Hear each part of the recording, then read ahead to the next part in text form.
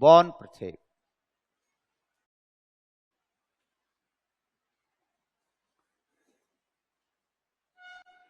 और इसी का दूसरा भी नाम है बॉर्न प्रक्षेप का, शंक्वाकार सम क्षेत्रफल प्रक्षेप।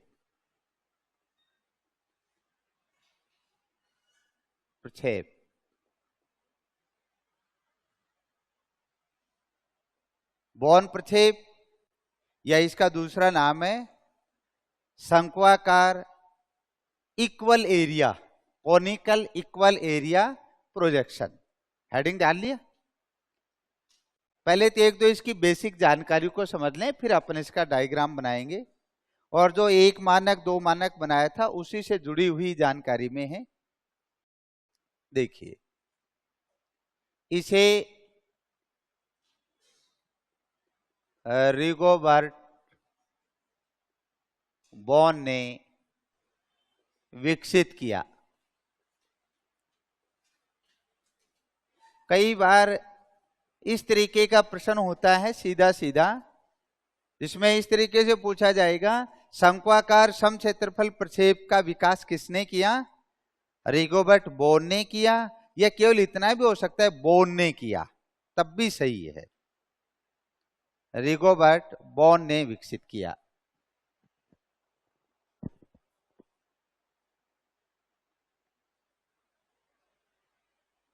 ये फ्रांसीसी विद्वान है रिगोबर्ट बॉर्न, फ्रांसीसी।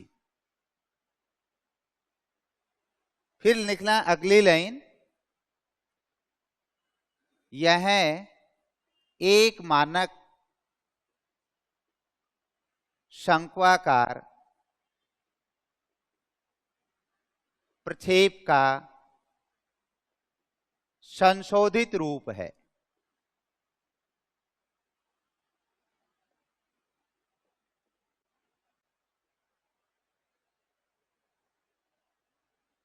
दूसरी इसकी जो महत्वपूर्ण जानकारी है, इसका जो निर्माण किया गया है वो एक मानक के आधार पे किया गया है, लेकिन जो एक मानक अक्षांश में जो त्रुटियां थी, इसकी जो कमियां थी, उसको गणितीय गणना के आधार पे इसको दूर किया गया। मैं आपको एक जानकारी ध्यान दिलाऊं, एक मानक अक्षांश में ध्रुव को कैसा दिखाया?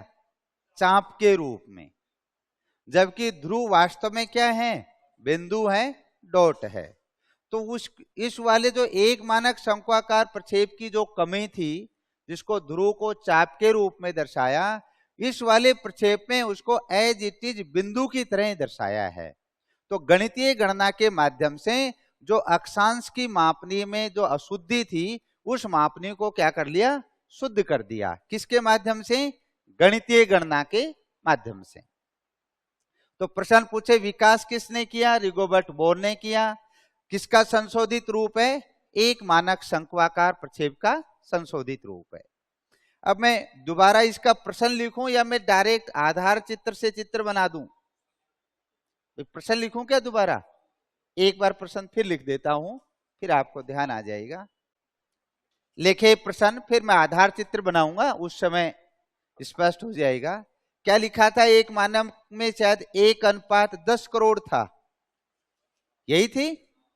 वही प्रश्न रख दें। प्रश्न RF 1:10 करोड़, ये RF लिखिए।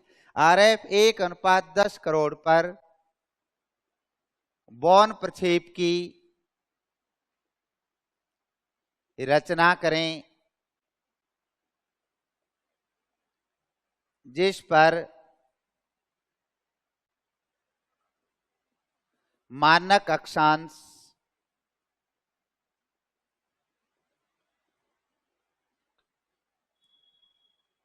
जब अपने 45 रखी थी, 45 रख सकते हो, 60 रख सकते हो, ये भी जरूरी नहीं है।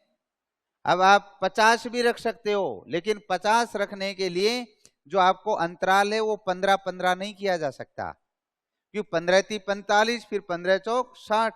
तो 50 के लिए तो क्या होगा? 10, 20, 30, 40, 50, 60 के रूप में होगा। तो मानक अक्षांश 45 डिग्री उत्तरी अक्षांश,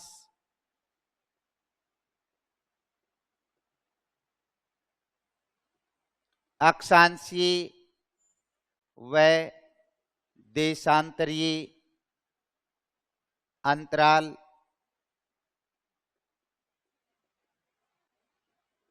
15 डिग्री, अक्षांशीय अंतराल भी 15 डिग्री और देशांतरीय अंतराल भी 15 डिग्री।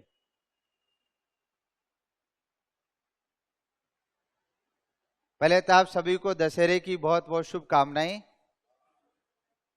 और सभी को मीनाक्षी यादव भी, Sajan Yadav, Rita Suthar, good evening, good evening, दशहरे की शुभकामनाएं।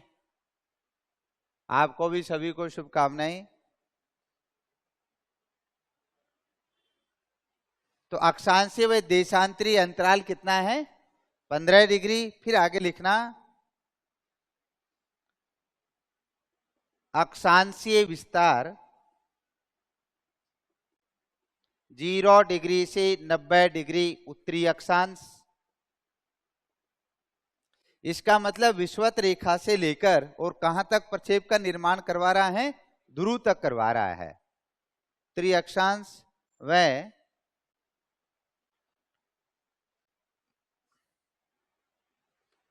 45 डिग्री पूर्वी देशांतर से वह देशांतरीय विस्तार, ऐसा लिखना, वह देशांतरीय विस्तार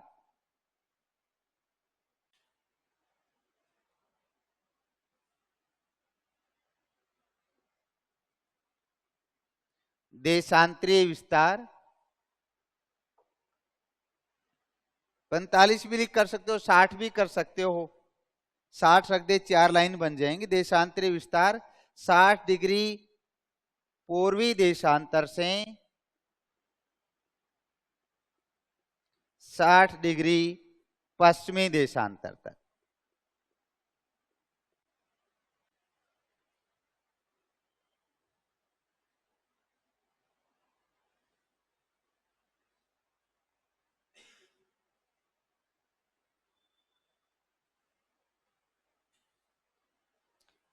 सभी को गुड इवनिंग।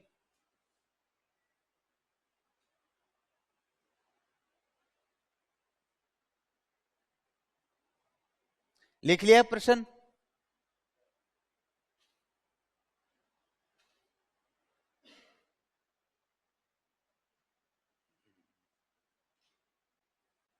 सबसे पहले क्या है, इसकी मापनी ज्ञात करना। पृथ्वी के घटाए गए जो अपन कहे गोले का या अपन कहे ग्लोब का अर्धव्यास क्या होगा।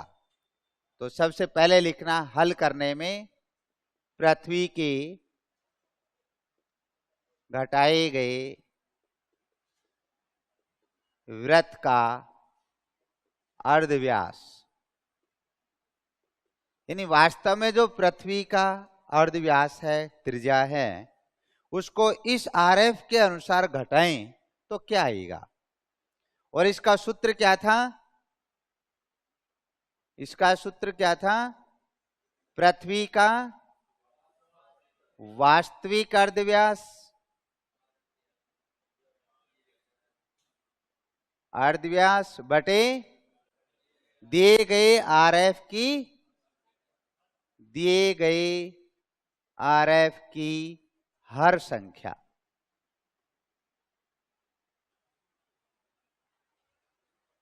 दिए गए आरएफ की हर संख्या, ये सूत्र है। और इस सूत्र के आधार पे जब आप देखते हैं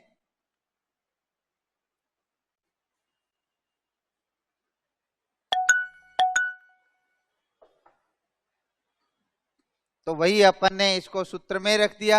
तो क्या मान आएगा? पृथ्वी का वास्तविक अर्धव्यास कितना था? 63 करोड़ 50 लाख। 63 करोड़ 50 लाख सेंटीमीटर बटे दिए गए आरएफ की हर संख्या। आरएफ क्या है? 1:10 करोड़। तो 10 करोड़ का भाग दे दिया।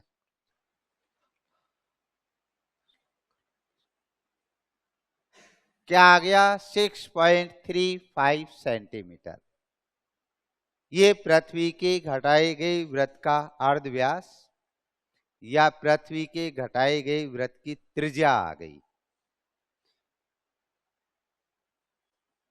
बाकी की जानकारी अपने को पता ही है।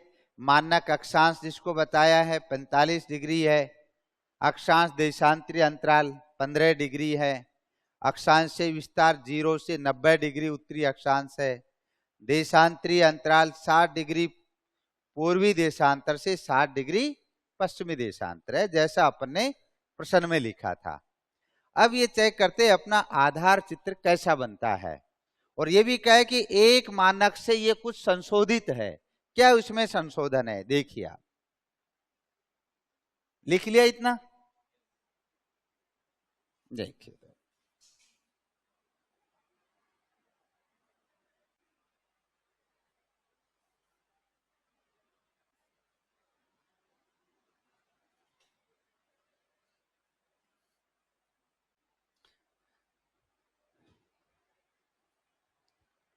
रिगोबर्ट बोर ने किस रूप में इस प्रक्षेप का विकास किया है। देखिए ये आपके सामने, यहां मैं आधार चित्र बनाना शुरू करता हूं।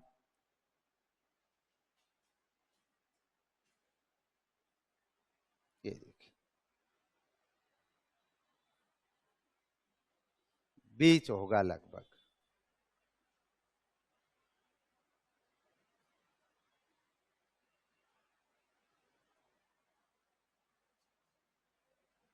ये आपके सामने लिखा ए और इसको लिखा बी, और ए और बी जिसको ये अर्ध व्यास है या त्रिज्या है, इसका मान कितना है 6.35 सेंटीमीटर।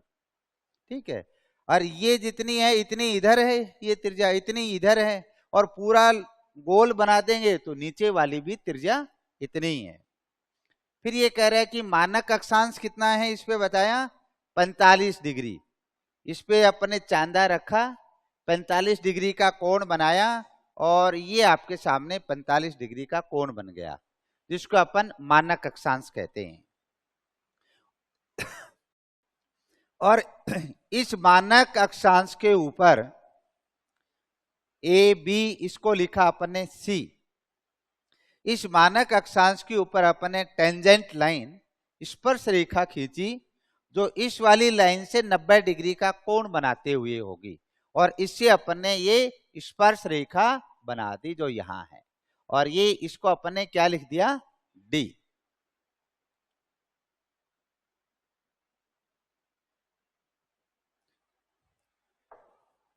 और ये जो अपने मैंने लिखा नहीं है, ये 45 डिग्री का कोण लिखा है। अब आप ध्यान दें, अक्षांशीय अंतराल कितना बताया, 15 डिग्री। तो 15 डिग्री के आधार पे कोण बना दें। तो देखिए आपके सामने बी लिखा अपन ने, ये 15 डिग्री का कोण, ये 30 डिग्री का, ये 45। फिर ये अपने देखा ये 60, और ये 75, और ये 90 जो ध्रुव है, और इनको आपके सामने मैंने कोण बना दिया, ये लो।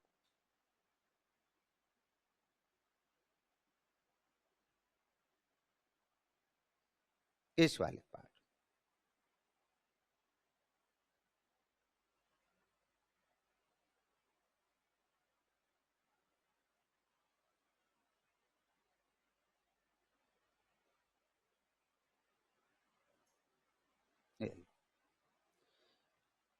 ये 0 डिग्री विषुवत रेखा, ये 15 डिग्री, ये 30 डिग्री, ये 45 डिग्री, ये 60 डिग्री, ये 75 डिग्री, और ये कितना है 90 डिग्री, जिसको अपन ने नाम देते हैं नॉर्थ पोल, उत्तरी ध्रुव।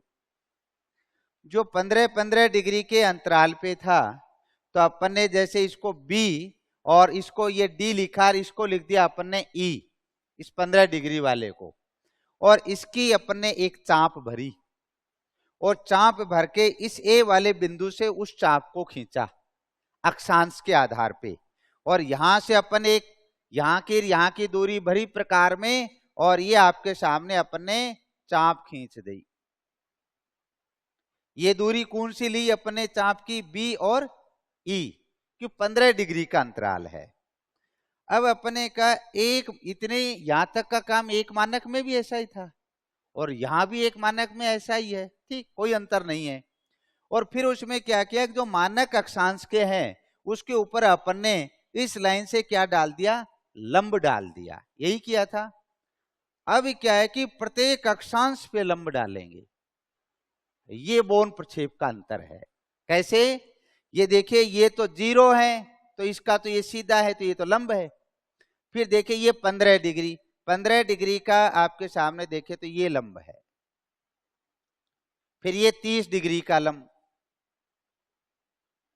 फिर ये अपन कहें 45 डिग्री का लंब, फिर ये 60 डिग्री का लंब, और फिर ये अपन कहें कितना है 75 डिग्री का लंब।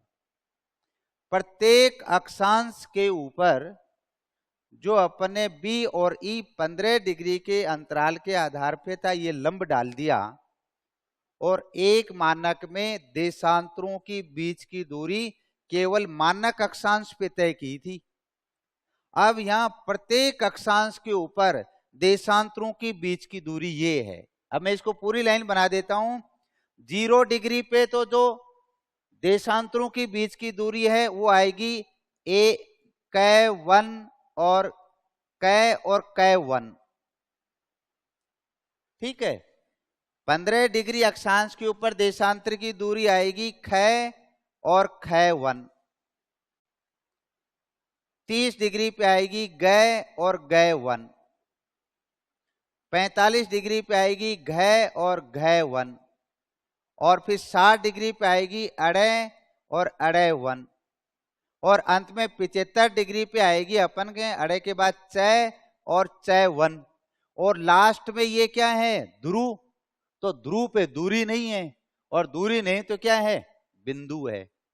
तो अब ध्रुव वास्तव में क्या बन गया, डॉट बन गया। जो एक मानक में चाप बन रहा था वो इस प्रक्षेप में क्या बन गया, डॉट बन गया। अब ये इतना एक आधार चित्र बनाए, एक ही अंतर है एक मानक से, प्रत्येक अक्षांश के ऊपर लंब डाल दिए, बस एक अंतर है एक मानक वाले चित्र से, बाकी कोई अंतर नहीं है।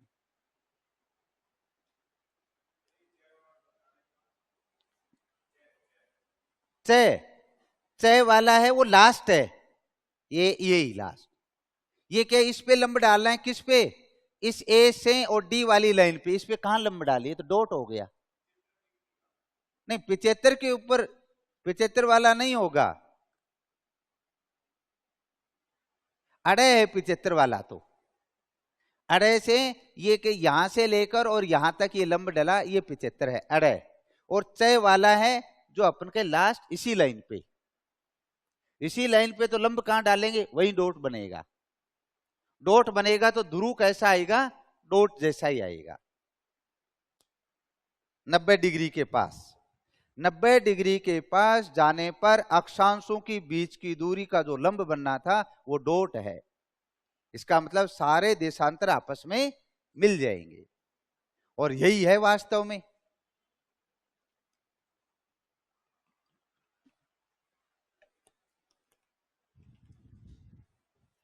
सभी अक्षांशों के ऊपर ये लंब डाले हैं, इसलिए सभी अक्षांशों की मापनी भी शुद्ध हो जाएगी। अब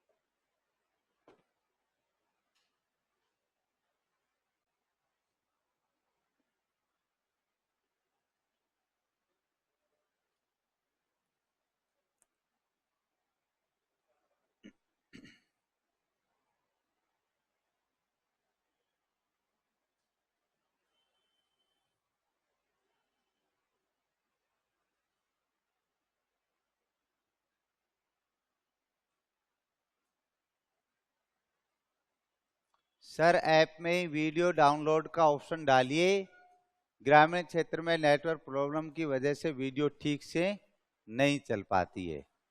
आज ही चेक करवा देंगे जय चौधरी जी। डाउनलोड का ऑप्शन तो होना चाहिए था। यदि किसी कारण से नहीं है तो आज ही करवा देंगे।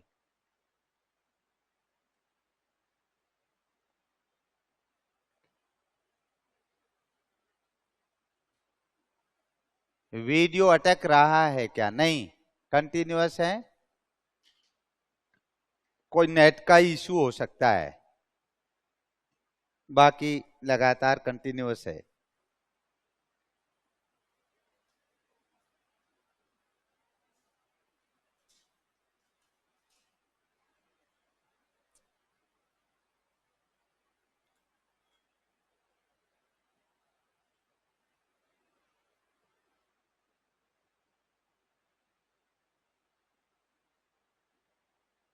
बना लिया? अब बनाएं। अच्छा, इस चित्र से कोई प्रश्न भी नहीं है अपना, लेकिन वो जो चित्र बनाए हैं अपना प्रक्षेप की रचना, वो इससे बनती है। मैं तो डायरेक्ट उसको इसलिए बनाता हूं कि मेरे मस्तिष्क में उसका डायग्राम है, बल्कि आप जब बनाएंगे तो अपने को इसका आधार लेना पड़ेगा, और इसीलिए अपन इसको नाम देते हैं आधार चित्र, और इसी के अनुसार अपने प्रक्षेप का निर्माण होता है।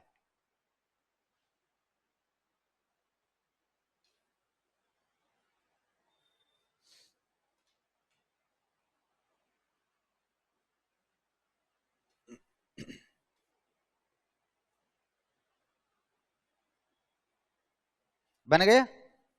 चलिए अब देखिए तो एक बार वापिस आप बोर्ड पे ध्यान दें। सबसे पहले अपने देखा सी और डी, इसकी अपने एक स्पर्श रेखा बनाई। कौन से वाले की? सी और डी। कितने डिग्री का है? 45। और ये अपने को पता नहीं कैसा चित्र बनेगा, अपने एक लाइन खींची ये आपके सामने,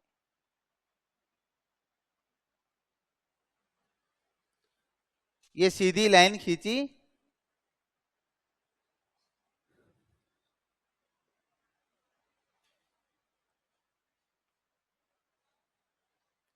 और यहां से अपने शुरू किया, ये डॉट है, ये बिंदु है जिसको अपन पी मान रहे हैं, पोल पी यानी पोल बिंदु से।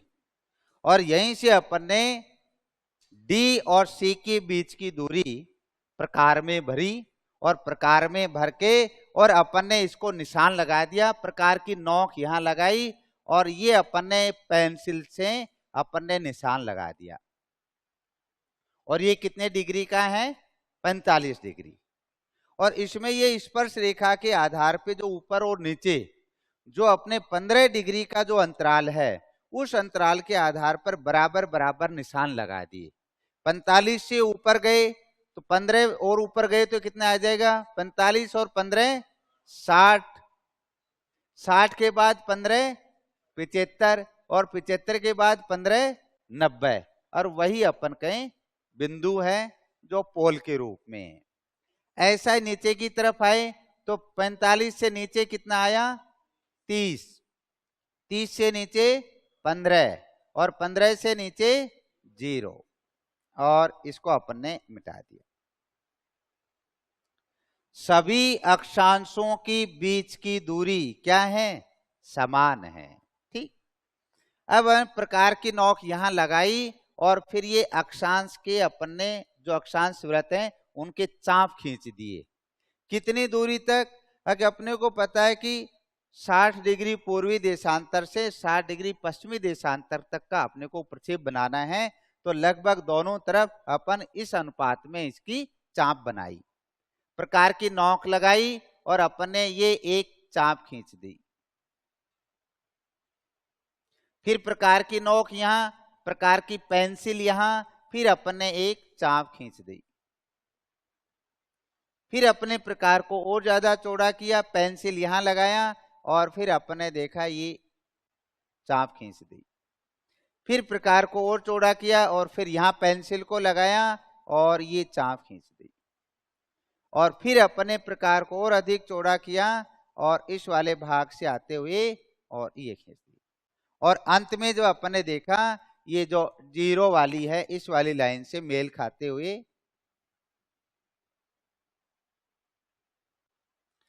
ये सभी चाप अपन ने एक ही बिंदु से खींचे हैं, और वो कौन सा बिंदु है? ये।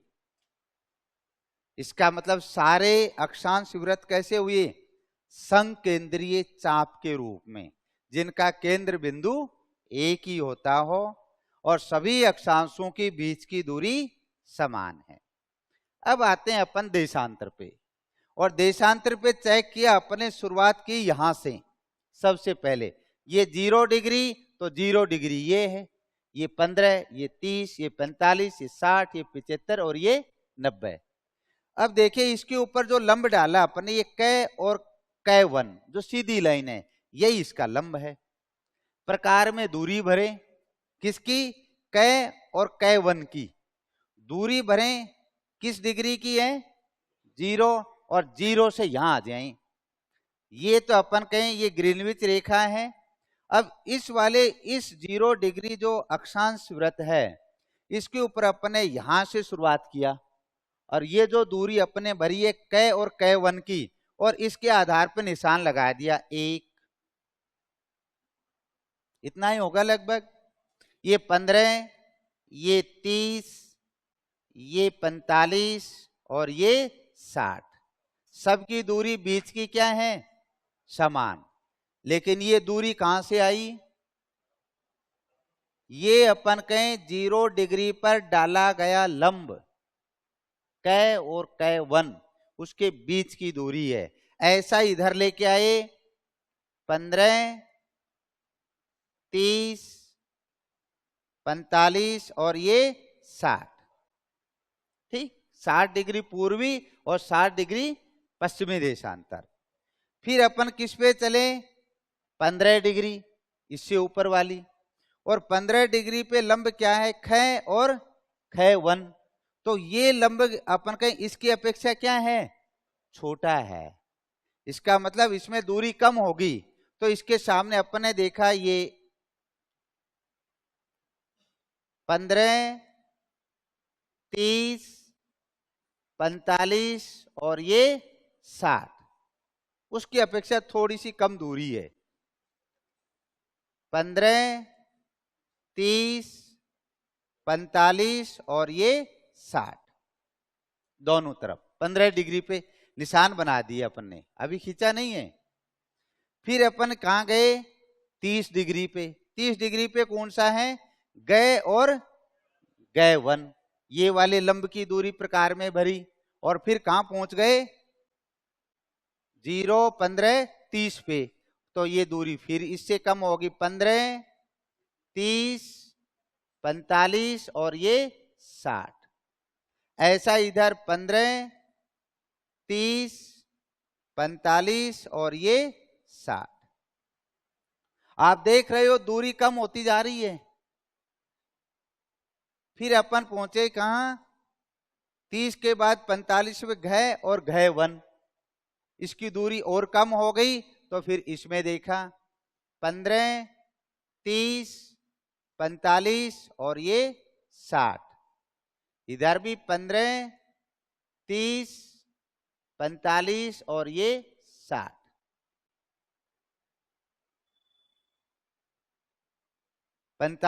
फिर उसके बाद अपन देखे 60 पे। 60 डिग्री पे क्या है? जिसको लिखा है अड़े और अड़े1। ये दूरी अपने प्रकार में भरी, और इसको और छोटे हो गए। ये 15, ये 30, ये 45 और ये 60। इधर भी 15, 30, 45 और ये 60। और फिर 75 के ऊपर क्या है? अड़े और अड़े1। चे वाला, चे और चे1। और ये दूरी अपने ली, जिसमें अपन ने दिखा ये 15, ये 30, ये 45 और ये 60। और इधर भी ये 15, ये 30, ये 45 और ये 60। और अंत में इस वाले पे जो लंब डालें तो क्या डालें? डॉट। तो ये अपने आप में क्या है? डॉट। ठीक, ये इसका मतलब सभी अक्षांशों के ऊपर देशांतरों के बीच की दूरी अलग अलग है। अब इनको क्या है कि जैसे अपन हाथ से घुमाते हैं ना ऐसे, ये इस रूप में, इसको कहा जाता है जया। किस शब्द का प्रयोग किया जाता है? जया वक्र, वक्र यानी कर्व। इसी को एक शब्द का प्रयोग किया जाता है साइन कर्व, और इसे एक नाम दिया जाता है फ्रेंच कर्व। रिगोबर्ट बोन फ्रांसीसी हैं, इसको फ्रेंच कर्व भी कहते हैं। और जया वक्र है, इसको हिंदी में सॉरी इंग्लिश में साइन कर्व कहते हैं, हिंदी में इसको क्या कहते हैं? जया वक्र। ठीक। और ये जया वक्र के आधार पे ही अपन कहें देशांतरों का निर्माण होता है। कैसे इनको? अब फुटे से तो मिलान किया नहीं जा सकता इनको, क्योंकि अलग अलग के आधार पे हैं। इसलिए आप देखिए जो जया वक्र बनता है,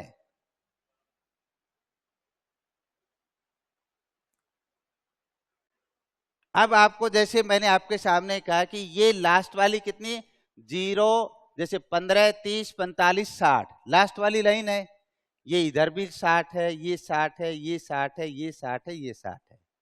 तो इसके आधार पे अपन ने इसको मिलान किया। ये आपके सामने ये अपन ने ध्रुव वाले भाग पे मिलान कर लिया। ठीक है। ध्रुव वाले से अब देखो इसको कितना खींचे कि ये इसके साथ आ जाए। ये लगभग थोड़ा सा इसमें अंतर आ रहा है, जो जया बन रही है। यानी ये सीख इस तरीके से अपन इसको मोड़ते हैं।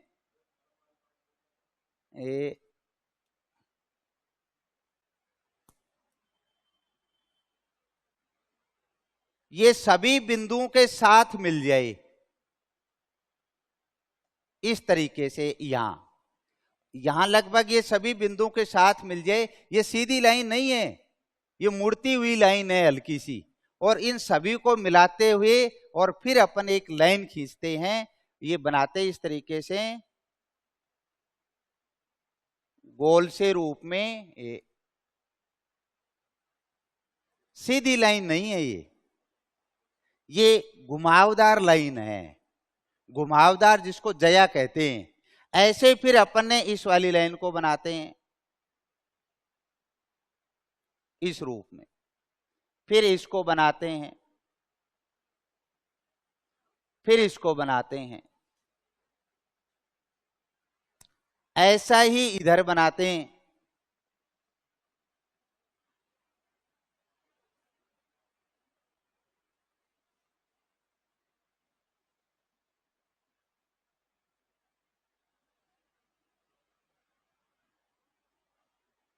हल्की घूमती हुई लाइन है ये।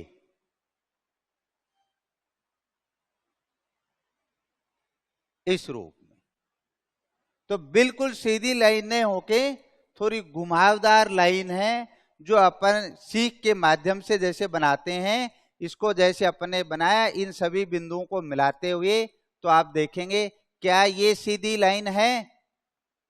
सीधी है क्या? ये फुटे से खींच सकते हैं क्या? इसको नहीं खींचा जा सकता। ये कैसा है? घुमावदार है, और ये वक्र के रूप में है। इसलिए इसको किस शब्द का प्रयोग किया है? जया वक्र। इसका मतलब केवल ग्रीनविच को छोड़कर बाकी सब देशांतर रेखाएं कैसे खींची जाती है? जया वक्र के रूप में। ये इसका सबसे महत्वपूर्ण प्रश्न है। और अब बाकी वाले पार्ट को अपन इसको मिटा देंगे। इसके अलावा कोई पार्ट ये बच गया?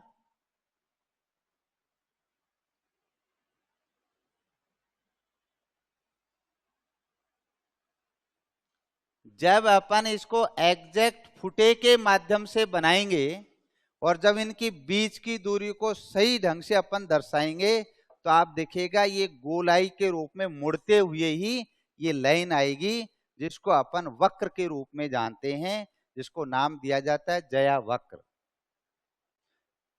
ये 0, ये 15, 30, ये 45, ये 60 डिग्री, इसको कहते हैं पश्चिमी देशांतर।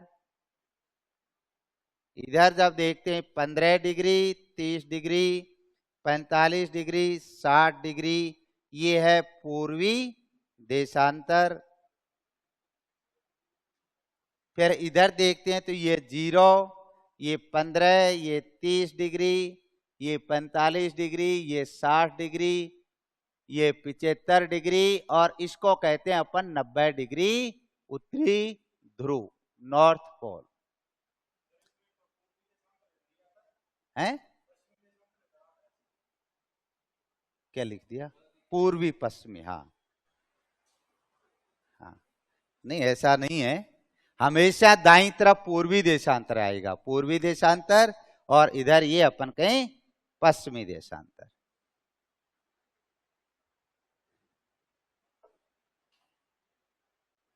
और इस तरीके का अपना प्रक्षेप का निर्माण हो गया।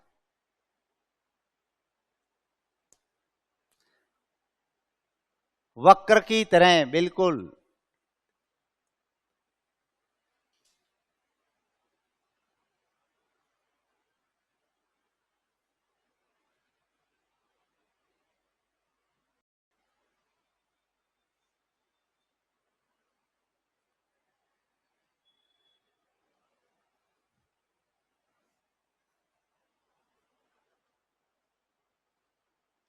जया वक्र के जो टर्म है ये दो जगह प्रयोग होते हैं अपने कंप्लीट प्रक्षेप में। एक तो प्रयोग होता है अपन यहां बोन प्रक्षेप, लेकिन बोन प्रक्षेप की एक जो अपन कहें लिमिट है, इसमें अधिकतम एक गोलार्ध को ही बनाया जा सकता है, पूरे विश्व को इसको बनाया नहीं जा सकता। जब पूरे विश्व की जब बात करते हैं तब आता है सेंसन फ्रॉम स्टीड प्रक्षेप, जिसका नाम ही है जया वक्रीय प्रक्षेप, जिसका तीसरा नाम है सिनुसोइडल प्रोजेक्शन। तो जो पूरा विश्व जब बनाते हैं तो उसमें जया वक्र का प्रयोग होता है और एक यहां होता है।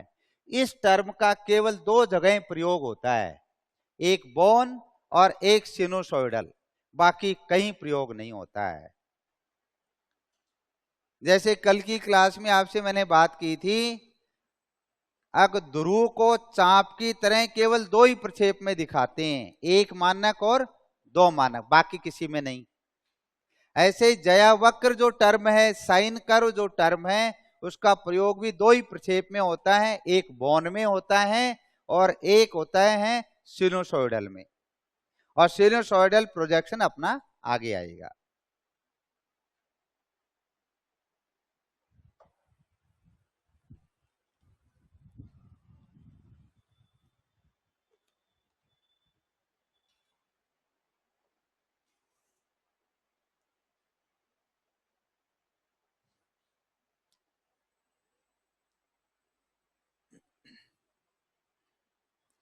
बना लिया? कोई कंफ्यूजन? करें शुरू? आ गया विशेषता। एक बार आप इसकी सारी विशेषता को समझ लेते हैं चित्र से, फिर अपन 1 बाय 1 को लिखते हैं। देखें एक बार, देखें सभी अक्षांशों के बीच की दूरी क्या है? समान। सभी अक्षांश संकेंद्रीय, सभी अक्षांश वृत्त संकेंद्रीय चाप के रूप में खींचे गए हैं। संकेंद्रीय शब्द का मतलब है जिनका सबका केंद्र बिंदु एक हो, और केंद्र बिंदु क्या था? यही, और यहीं से सभी ये चाप खींची गई है। ठीक, सभी अक्षांशों के बीच की दूरी समान है, दो बात। तीसरी बात, सभी अक्षांशों की मापनी भी इस पर शुद्ध है, और ध्रुव को भी वास्तविक रूप में बिंदु की तरह ही दर्शाया जाता है, जैसा बिंदु है वैसा ही ध्रुव है, इसका मतलब वास्तव में सही दर्शाया गया है। फिर देखिए, देशांतरों में ग्रीनविच रेखा कहें या प्रधान मध्याह्न रेखा कहें, जो अपन कहें ये 0 है, ये एक सरल रेखा है, सीधी रेखा है, सरल रेखा है, और ये सरल रेखा सभी अक्षांश के जितने भी वृत्त हैं उन सबको 90 डिग्री के कोण पे काटती है, समकोण पर काटती है। ग्रीनविच रेखा के अतिरिक्त पूर्व या पश्चिम की ओर सभी देशांतर कैसे खींचे गए हैं? जया वक्र के रूप में खींचे गए हैं, तिरछे रूप में खींचे गए हैं, जया वक्र के रूप में खींचे गए हैं। और ये जया वक्र होने के कारण सभी देशांतर रेखाएं अक्षांशों को तिरछे रूप में काटते हैं। कैसा काटेंगे? तिरछे, समकोण पे नहीं काटेंगे। समकोण पे कौन सी काट रही है? केवल ग्रीनविच जो सरल रेखा है, बाकी कैसे हैं? वक्र के रूप में है। इसलिए सभी अक्षांश वृत्तों को तिरछे रूप में काटते हैं। ठीक है, ग्रीनविच रेखा की भी मापनी शुद्ध है। इसकी मापनी भी जो अपन कहें अक्षांश की तरह ही शुद्ध है, लेकिन ग्रीनविच से पूर्व व पश्चिम की ओर जाने पर देशांतरों की मापनी में कुछ अशुद्धि आ जाती है। लेकिन उस अशुद्धि लाने का उद्देश्य यह था कि इसका क्षेत्रफल समान रह सके, और इसीलिए अपन इसका नाम क्या लिखा था? शंक्वाकार सम क्षेत्रफल प्रक्षेप भी लिखा गया था। इसमें सम क्षेत्रफल का गुण पाया जाता है। जो अक्षांश देशांतरों के बीच ग्लोब पर जितना क्षेत्रफल है उतना ही इस प्रक्षेप पे है, इसलिए अपन इसको कहते हैं इक्वल एरिया या शुद्ध क्षेत्रफल या सम क्षेत्रफल प्रक्षेप का गुण पाया जाता है। उपयोग में जब अपन बात करते हैं, शीतोष्ण कटिबंध वाले भागों के लिए सबसे उपयुक्त प्रक्षेप है। शीतोष्ण कटिबंधीय जितनी भी फसलें हैं उन फसलों के वितरण को दिखाने के लिए। लेकिन एक गोलार्ध किसके लिए? बस शीतोष्ण कटिबंध तो उत्तरी गोलार्ध में भी है, और आप बताओ भारत कितने गोलार्ध में है? एक गोलार्ध में। इसका मतलब भारत के लिए वितरण मानचित्र के लिए गेहूं है, जौ है, सेब के उत्पादन क्षेत्रों का वितरण मानचित्र बनाने के लिए सबसे उपयुक्त प्रक्षेप कौन सा है? बौन है। क्योंकि भारत तो केवल एक ही गोलार्ध में है, दूसरे गोलार्ध में है ही नहीं। लेकिन जब अपन बात करेंगे विश्व की, तो उस समय बौन प्रक्षेप नहीं आएगा। एक गोलार्ध का कोई देश है उनके लिए उपयुक्त है। छोटे छोटे जो देश हैं, जैसे स्विट्जरलैंड है, बेल्जियम है, नीदरलैंड है, ऐसे जैसे अपन कहें अर्जेंटीना देश है, चिली जो देश है, जो शीतोष्ण कटिबंध के हैं, उन देशों के लिए ये प्रक्षेप उपयुक्त है। उनके वितरण मानचित्र बनाने में विशेष उपयोग किया जाता है। और इसकी जो ये जो अपन कहें ग्रीनविच रेखा है, ये मापनी बिल्कुल शुद्ध है, सही है, हैं? ग्लोब, हाँ बिल्कुल, तो हो सकता है बन जाएगा, तब भी यही है। चेंज हो जाएंगे केवल अक्षांश। ऊपर उत्तरी ध्रुव लिखा है, दक्षिणी ध्रुव लिख देंगे, इतना ही है, बस यही है। नहीं नहीं, सेम है, बनाने का वही है, केवल इतना है कि ध्रुव वाला पार्ट है वहां उत्तरी की जगह दक्षिणी लिख देंगे, और कोई फर्क नहीं है। और इस प्रक्षेप पर एक गोलार्ध को पूर्ण रूप में दिखाया जा सकता है शुद्धता के साथ। ये इसकी विशेषता है और गुण है। लेकिन इस पे ये ध्यान रखना है, बहुत ज्यादा जो अपन कहें देशांतरीय विस्तार वाले भागों को उपयुक्त नहीं है। ग्रीनविच रेखा की मापनी शुद्ध है, दूर जाने पर मापनी में अशुद्धि होती है। अक्षांशों की सभी की मापनी शुद्ध है। अब देखिए, मैं आपके सामने एक चित्र बना रहा हूं, उससे आपको स्पष्ट होगा। ये आपके सामने मैंने देखिए एक चित्र बनाया,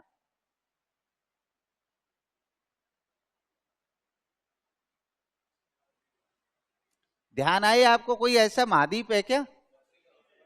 ठीक है, आपकी बात, ये दक्षिण में। ये कौन सी रेखा? विषुवत रेखा।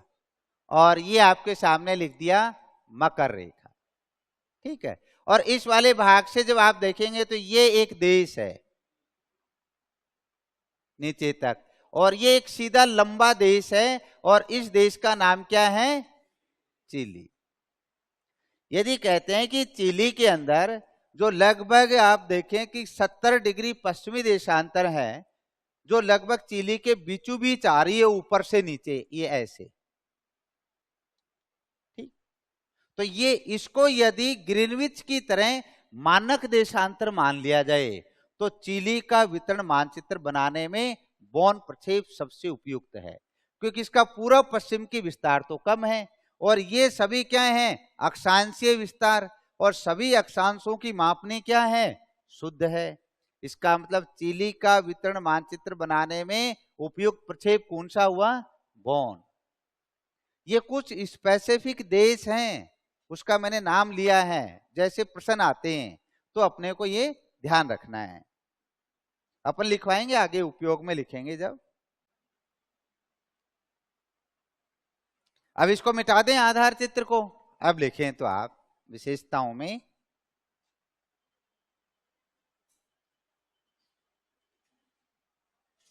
अच्छा, कई बार कोई काल्पनिक प्रश्न भी आता है। देखो एक बार आप चित्र में, मैं इसकी बजाय एक अलग चित्र में दिखा रहा हूं। ये लाइन, ये तो आपके सामने मैंने बनाया, ये तो किसका वृत्त है? 0 का। ठीक है, ये जैसे मैंने आपके सामने बनाया कितने का है? 45 डिग्री का। और ये आपके सामने बनाया मैंने, ये कितना है? 75 का। और ये लास्ट में अपन ने क्या कह दिया? ये क्या है? ध्रुव। यदि इन 3 लाइन में यदि आप देखें तो सबसे ज्यादा वक्रता किस लाइन में है? ए, बी, सी। वक्रता, वक्रता का मतलब मुड़ाव। सबसे ज्यादा वक्रता किसमें? और सबसे कम? इसका मतलब ध्रुव से विषुवत रेखा की तरफ आते हैं तो अक्षांशों की वक्रता क्या होती है? कम होती है। यदि कहीं प्रश्न ऐसा भी आ जाए कि मानक अक्षांश मान लो 45 है और 45 डिग्री के मानक अक्षांश के ऊपर अपन ने बॉन प्रक्षेप बनाया और बाद में वो कह दे कि 45 की बजाय और उसने कहा कि 25 डिग्री पे बनाई, तो वक्रता इससे इस पे आएंगे तो घटेगी कि बढ़ेगी? घटेगी। इसका तात्पर्य ध्रुव से विषुवत रेखा की तरफ आएंगे तो अक्षांशों की वक्रता घटती है और विषुवत रेखा से ध्रुव की तरफ जाते हैं तो अक्षांशों की वक्रता बढ़ती है, यानी उनका मुड़ाव बढ़ता है। कोई कंफ्यूजन है? ऐसा कोई काल्पनिक प्रश्न भी हो सकता है।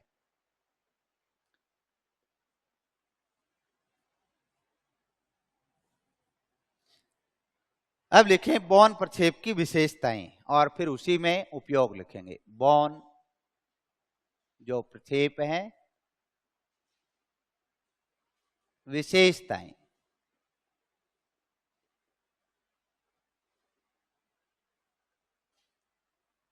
एक नंबर पे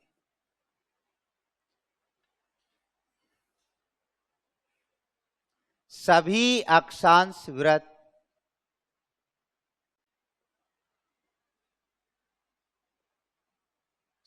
सभी अक्षांश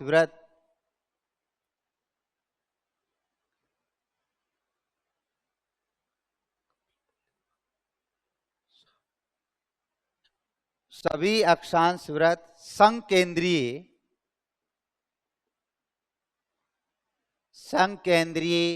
चाप के रूप में खींचे जाते हैं।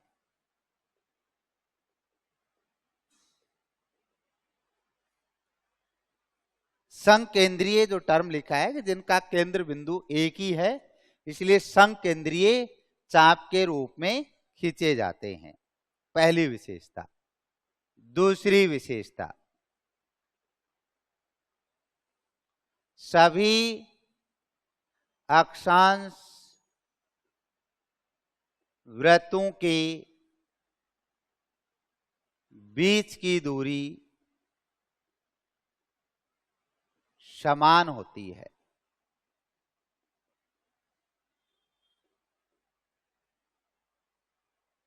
सभी जो अक्षांश है इनकी बीच की दूरी समान होती है।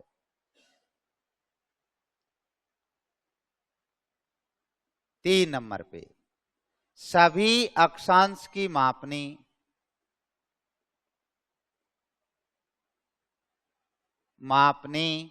शुद्ध होती है।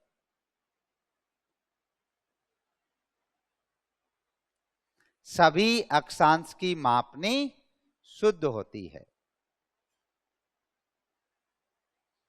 नेक्स्ट, ध्रुव को वास्तविक रूप में ध्रुव को वास्तविक रूप में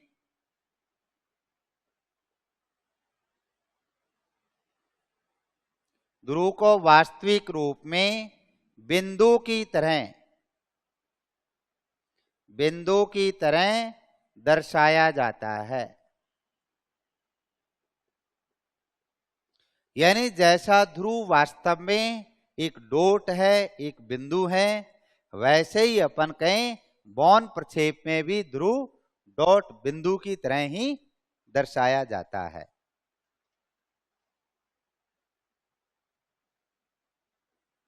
नेक्स्ट 5 नंबर पे लिखना ग्रीनविच रेखा,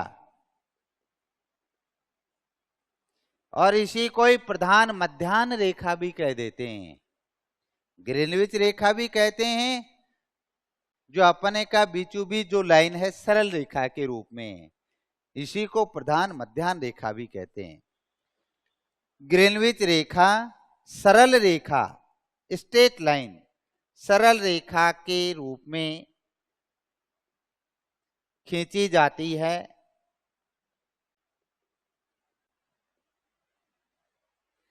ग्रीनविच रेखा सरल रेखा के रूप में खींची जाती है, जो सभी अक्षांशों को समकोण पर काटती है। समकोण बनाते हुए सभी अक्षांशों को समकोण पर काटती है, जबकि अन्य देशांतर रेखाएं, जबकि अन्य सभी, ऐसा लिखना है इसको, अन्य के साथ सभी लिखना, जबकि अन्य सभी देशांतर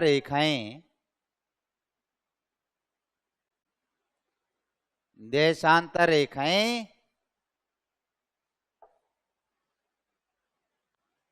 ज्या वक्र ऑब्लिक साइन कर्व,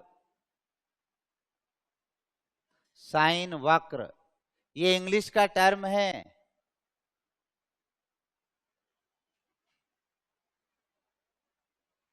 ये ध्यान रखना, साइन कर्व इंग्लिश में लिखा है साइन कर्व, हिंदी में भी साइन वक्र लिखा है, जबकि अन्य सभी देशांतर रेखाएं ज्या वक्र या साइन कर्व जिसको कहा है, या साइन वक्र जिसको कह रहे हैं, ऊपर वाला मिटा दूं,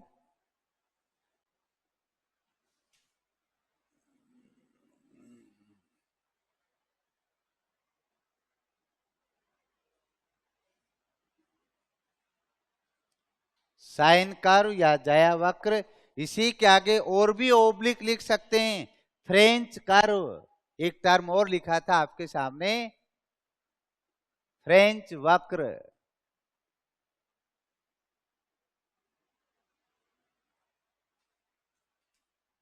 ये लो, फ्रेंच कर्व या फ्रेंच वक्र भी कहते हैं, जबकि अन्य सभी देशांतरीय रेखाएं, यानी ग्रीनविच से चाहे पूर्व में जाएं चाहे पश्चिम के बाकी सभी देशांतर रेखाएं ज्या वक्र या साइन कर्व या फ्रेंच वक्र के रूप में खींची जाती हैं, जो सभी अक्षांश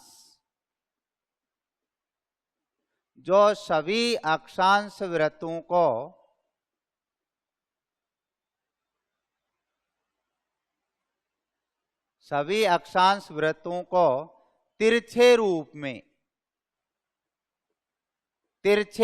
में काटती हैं,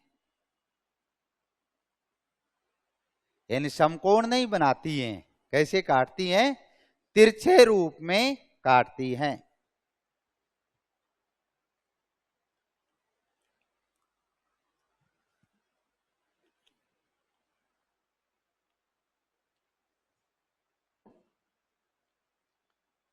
तिरछे रूप में काटती हैं। नेक्स्ट 6 नंबर की विशेषता,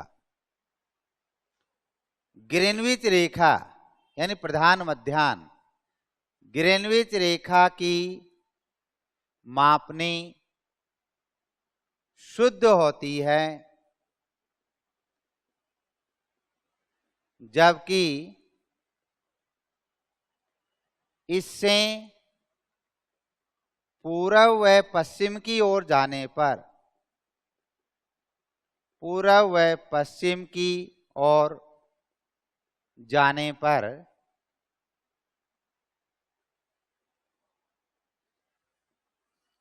पूर्व व पश्चिम की ओर जाने पर अशुद्धि बढ़ती जाती है।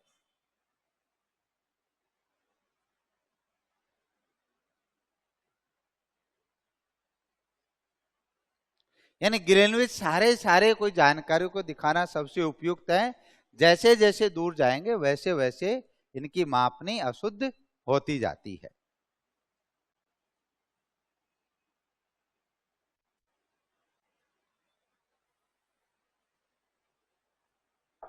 फिर देखिए एक विशेषता,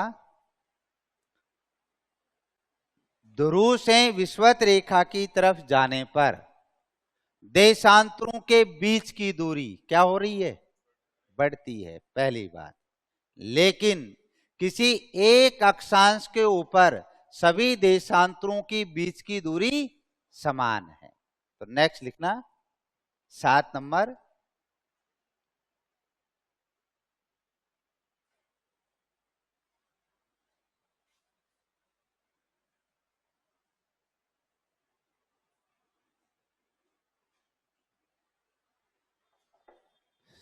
नंबर, विशेषता लिखना, ध्रुव से विषुवत रेखा, ध्रुव से विषुवत रेखा की ओर, ध्रुव से विषुवत रेखा की ओर देशांतरों के बीच की दूरी,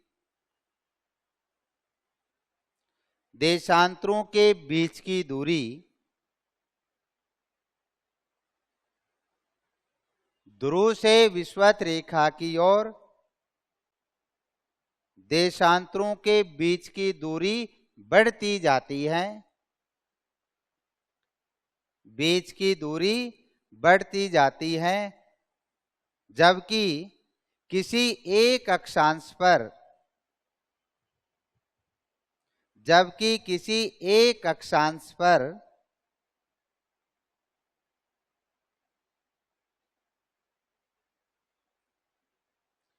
जबकि किसी एक अक्षांश पर सभी देशांतरों की बीच की दूरी समान होती है, जबकि किसी एक अक्षांश पर सभी देशांतरों की बीच की दूरी समान होती है।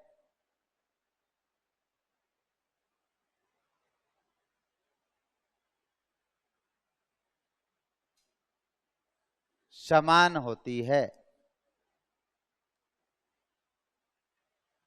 नेक्स्ट एक और लिखना, 8 नंबर की विशेषता, बौन प्रक्षेप पर, बौन प्रक्षेप पर एक गोलार्ध को, एक गोलार्ध को पूर्ण रूप में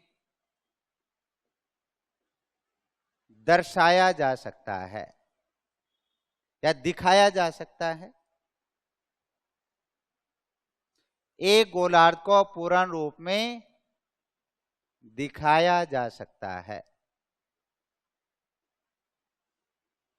यानी विषुवत रेखा से और ध्रुव तक देखा जाए तो इसकी अक्षांशों की मापनी शुद्ध है। वास्तव में ध्रुव को डॉट बिंदु की तरह ही दिखाया जाता है, तो सही मायने में एक गोलार्ध को अपन बौन प्रक्षेप पर दिखा सकते हैं। और नेक्स्ट लिखें 9 नंबर पे लिखें उपयोग। आखिर इस प्रक्षेप का उपयोग क्या है?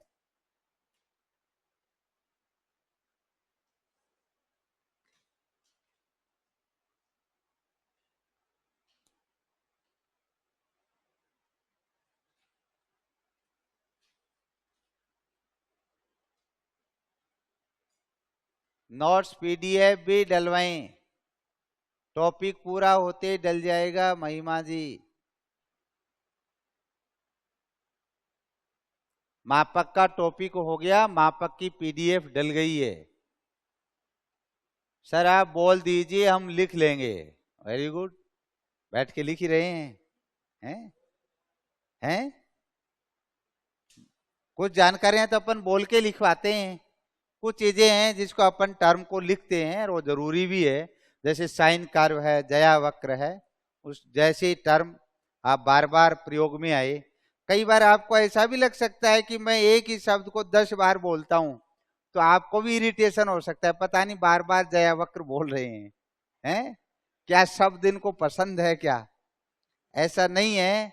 उसका कारण ये है कि उस शब्द से प्रश्न बहुत बार आया है, और वो कहीं न कहीं इसलिए कि आपको ऐसा लगता है कि जब भी का नाम लेते हो जया वक्र का नाम लेते हैं, साइन कर्व का नाम लेते हैं, ठीक है।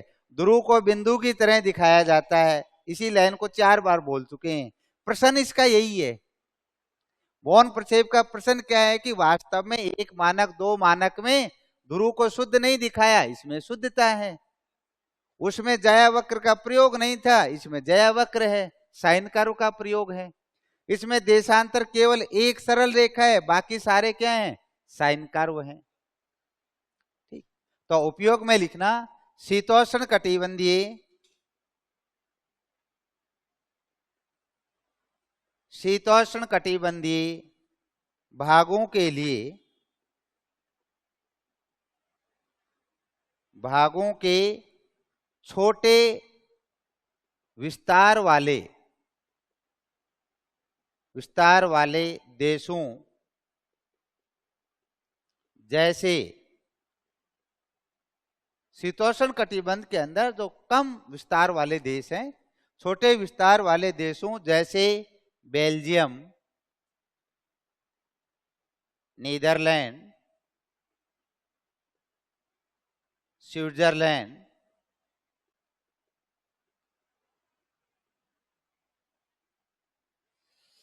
जैसे बेल्जियम, नीदरलैंड, स्विट्जरलैंड को दिखाया जा सकता है।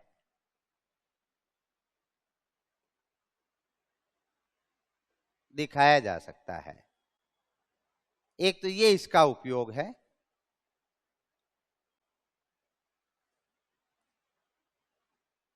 आगे फिर पैरा चेंज करके उपयोग में लिखना है और भी जानकारी। यह सम क्षेत्रफल इक्वल एरिया, सम क्षेत्रफल प्रक्षेप होने से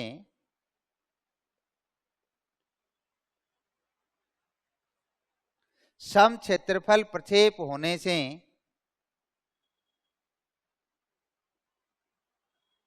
शीतोष्ण कटिबंधीय फसलों का वितरण मानचित्र,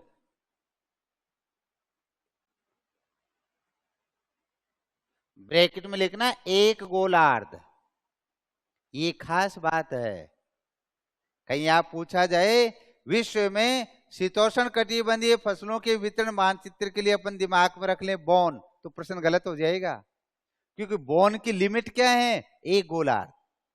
संपूर्ण विश्व इस पर एक साथ अपन बना ही नहीं सकते हैं।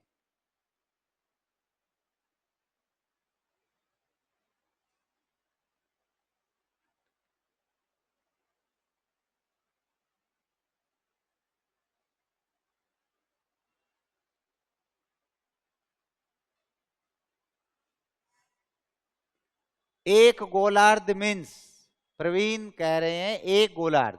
एक गोलार्ध का मतलब विषुवत रेखा से ऊपर का भाग उत्तरी गोलार्ध, विषुवत रेखा से नीचे का भाग दक्षिणी गोलार्ध। तो इसमें क्या है? सम क्षेत्रफल इक्वल एरिया, जिसको अपन का इसका जो गुण है, तो शीतोष्ण कटिबंधीय फसलों का वितरण मानचित्र, और ब्रैकेट में विशेष रूप से लिखा है एक गोलार्ध, वितरण मानचित्र बनाया जा सकता है।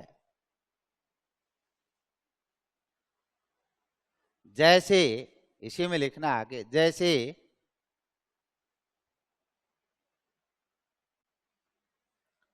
बनाया जाता है, ऐसा लिखना, जा सकता है नहीं, बनाया जाता है ऐसा लिखना।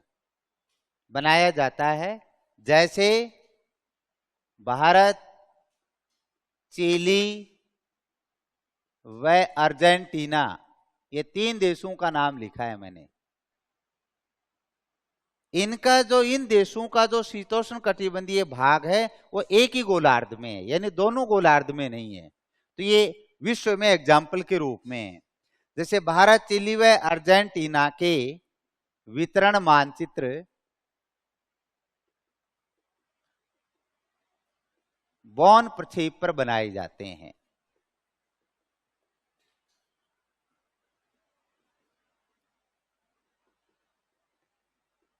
बनाए जाते हैं।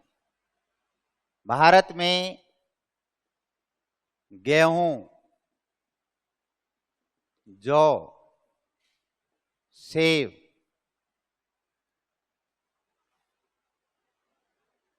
यदि आप देखेंगे गेहूं, जौ, सेब का उत्पादन है जो क्षेत्र है भारत में, वो कर्क रेखा से नीचे नहीं है। वो कहाँ है? कर्क रेखा के ऊपर वाला भाग, जिसको अपन कहें, जैसे गेहूं की खेती है शीतोष्ण कटिबंधीय, जौ भी शीतोष्ण है, और सेब का उत्पादन आपको पता है हिमाचल प्रदेश, उत्तराखंड, जम्मू कश्मीर, उस वाले पार्ट में जो शीतोष्ण कटिबंध का भाग है। भारत में गेहूं, जौ व सेब है। चीन, हाँ, नहीं पूरा नहीं हो सकता, पूरा नहीं हो सकता। चीन जब आप देखोगे ना, उसमें उष्ण कटिबंध का भी पार्ट है, चीन का भी उष्ण कटिबंध वाले क्षेत्र से, जहां अपन कई फसलें केवल अक्षांश आधार पे जलवायु का निर्धारण नहीं है, उसके अलावा भी आप देखिए जो चाइना का पार्ट है जो दक्षिणी वाला है, वहां चावल की खेती होती है। ऐसे अपन कहीं किसी क्षेत्र की जलवायु के निर्धारण में अक्षांश एक कारक है, उसके अलावा और भी कारक। सेब का वितरण मानचित्र बनाने में उपयोगी।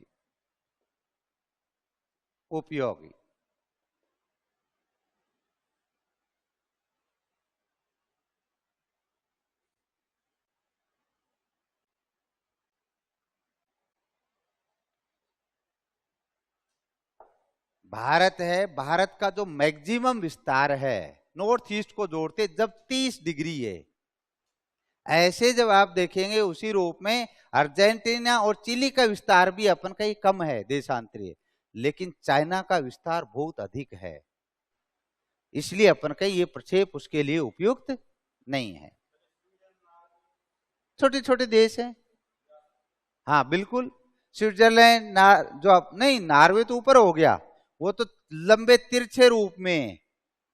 ये कह रहे हैं कोई सीधा हो, क्योंकि इसमें ग्रीनविच रेखा ही सीधी है, ठीक, जो दिखाने की दृष्टि से देशों को, और वितरण मानचित्र का मतलब होता है जिस प्रक्षेप पे क्षेत्रफल सही हो। और ये जब आपको ध्यान आए तो मैंने एक लाइन लिखवाई थी पहले भी, गुण के आधार पर प्रक्षेपों को 3 भागों में बांटा था, एक शुद्ध आकृति, एक शुद्ध क्षेत्रफल और एक शुद्ध दिशा। और एक लाइन मैंने कहा था कि जो प्रक्षेप शुद्ध क्षेत्रफल वाला है तो क्या उसकी आकृति सही होगी? नहीं होगी, बताया था। जिस प्रक्षेप की आकृति शुद्ध है, यथाकृतिक प्रक्षेप है, जिसको ऑर्थोमॉर्फिक प्रोजेक्शन कहते हैं, उस पर दिशा शुद्ध होती है, जबकि क्षेत्रफल शुद्ध नहीं होता है।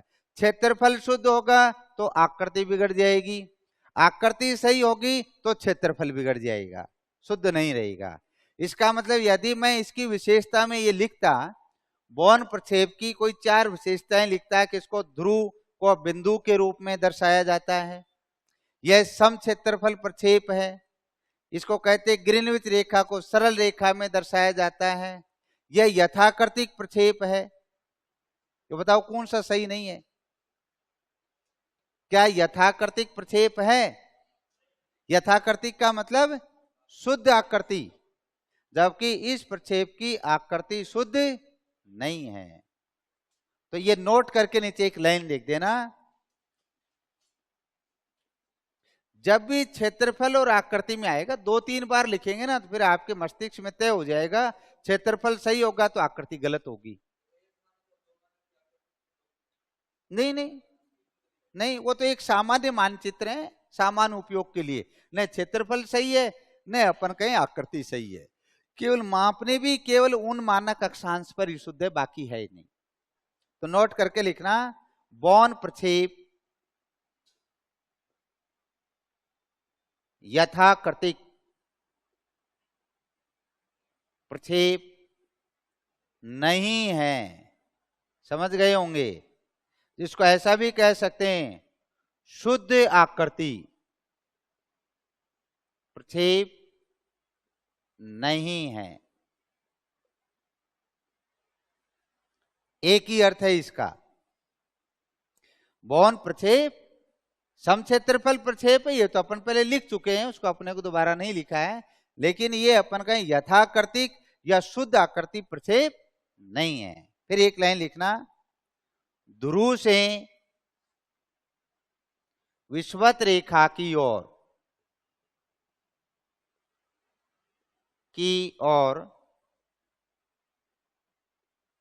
अक्षांशों की वक्रता घटती है। ध्रुव से और विषुवत रेखा की तरफ आएंगे, वैसे वैसे इस लाइन को वहां लिख नहीं पाए अपन। चर्चा तो की थी, आपको ध्यान आए तो, लेकिन उसको लिखना ध्यान नहीं रहा, जिसको यहां लिख दिया है, ध्रुव से विषुवत रेखा की ओर अक्षांशों की वक्रता घटती है। मैं एक प्रश्न भी आपके सामने रख दूं तो इससे स्पष्ट हो जाएगा। कोई भी एक मानक अक्षांश से किधर भी चले जाएं तो उसकी वक्रता में क्या फर्क आएगा। जैसे मैंने लिखा प्रश्न, यदि 25 डिग्री उत्तरी अक्षांश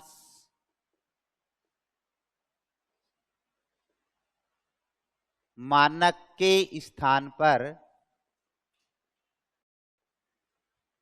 60 डिग्री उत्तरी अक्षांश मानक के अनुसार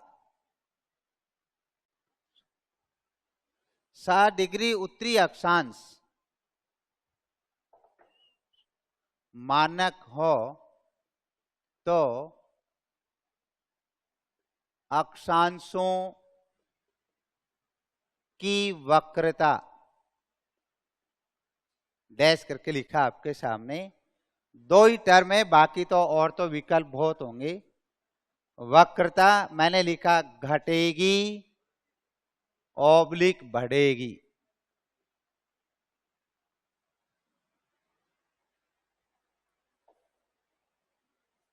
ये लाइन लिखी थी अपन ने नीचे, ध्रुव से विषुवत रेखा की और अक्षांशों की वक्रता घटती है। अब उसमें क्या कहा है कि पहले तो 25 था अक्षांश और अब कितने पे हो गया, 60 पे हो, तो वक्रता क्या होगी, बढ़ेगी घटेगी, बढ़ेगी। ये किस तरफ से, 25 तो नीचे है और अपन के 60 ऊपर की तरफ है, तो जैसे जैसे ध्रुव की तरफ जाएंगे तो बढ़ेगी और ध्रुव से विषुवत रेखा की तरफ आएंगे तो घटेगी। इसका मतलब इसकी वक्रता आप तो यूं समझ लें, अक्षांशों की वक्रता ध्रुव से विषुवत रेखा की तरफ घटती है और विषुवत रेखा से ध्रुव की ओर जाने पर बढ़ती है। तो इसमें आंसर क्या आएगा, अपन कहें बढ़ेगी, ये आंसर है।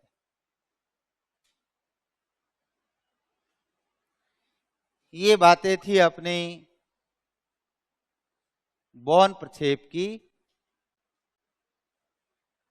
बाकी अपने देखा है कि चित्र चाहे कुछ भी हो उससे कोई संबंध नहीं है, आधार चित्र प्रश्न अपना यहीं से बनता है। ध्रुव से विषुवत रेखा की तरफ वक्रता, यदि 25 डिग्री उत्तरी अक्षांश मानक के स्थान पर 60 डिग्री उत्तरी अक्षांश मानक हो जाए तो अक्षांशों की वक्रता क्या होगी? मैंने आगे वो लिखा नहीं। अक्षांशों की वक्रता होगी, बढ़ेगी या घटेगी, इतना पूछा है। और यदि इसको उल्टा कर दे